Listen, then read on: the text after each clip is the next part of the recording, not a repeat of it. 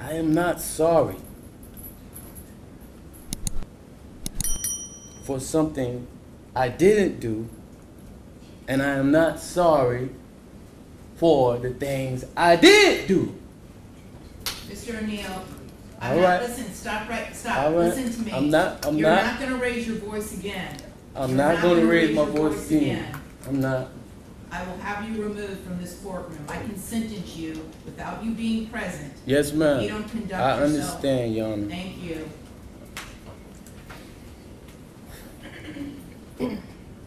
But I will say, I'm sorry for your loss. 19 years I've been at this job. I've seen human beings killed at the hands of others in every way imaginable.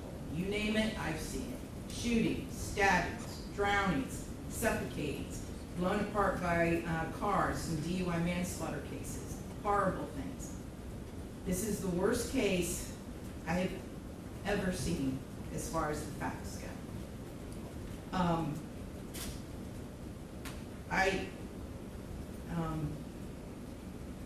When the person from fire department, when he testified, and when he said that he retrieved the body of Ronnie Oneal from the home, and all he could do was sob. It took every ounce I had not to start sobbing too.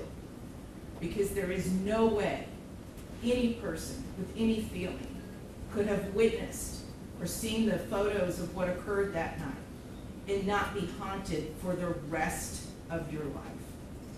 I know I will be. For the rest of my life, I'll be haunted by what I saw as far as the evidence and just the abject cruelty of it all. The abject cruelty. And I was aware, because I reviewed a lot of the discovery ahead of time, as you well know, did a lot of in-camera inspection of a lot of documents. And I was aware there was some evidence, at least, that when you needed to recover from your gunshot wound, that neither your parents nor your Aisha, Miss Robinson, would let you come recover at their home. I don't know if it's true or not. I'm not gonna get into a dispute. I'm just mentioning there was some evidence referencing that in the records. And all I could think about, because I knew that Miss Barron was not with you romantically at the time. And I knew that she just out of the goodness of her heart let you come stay with her. And it is beyond tragic that that critical decision ended in so much horror for her and for her children.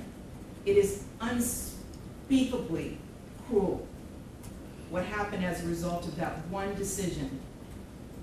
The way that Ms. Barron died was horrific, and that 911 call, which captured truly all of it. You heard, and everyone who's heard that 911 call heard a death scream. If anybody ever wants to know what it sounds like before a human being dies, knowing that their death is imminent, that's exactly what it is. That was a death scream. We're going to see if it's true. But what happened to little Ronivia and to little Ronnie, but I'm going to focus on Ronivia, because she was special. And you could tell Miss Barron had done everything she could to create a beautiful home for her family. I noticed that the Ronivia's bedroom, before you set it on fire, you could tell she tried so hard to make her feel like a princess. Kenyatta did everything she could. And I noticed too in the kitchen, on the refrigerator, she put up magnets that said faith, love, family, hope. And then you know what else happened to that refrigerator during that night? It got splattered with blood all over it due to what happened. Little Ronivia, she couldn't scream, she couldn't run away, and she witnessed what you did to her mother as far as shooting her mother in the arm with the gunshot. She knew. And the horror that that child suffered. And she already had a life where she was born with challenges regarding her physical and her mental disabilities. But the pain and suffering that she suffered that night at your hands unspeakable, absolutely unspeakable. And at the moment, that first time you struck her with that hatchet, and little Ronnie testified that all he could see was tears coming out of his sister's face.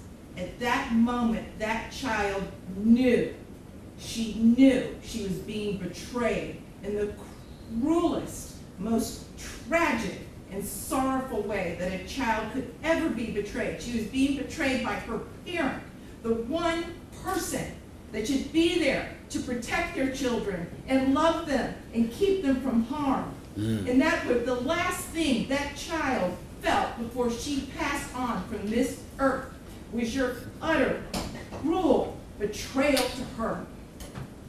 And I read somewhere, and I don't know if it's true or not, I have no idea, but I read somewhere that souls pick their lives, and that they know exactly how difficult their lives are going to be before they enter into this world.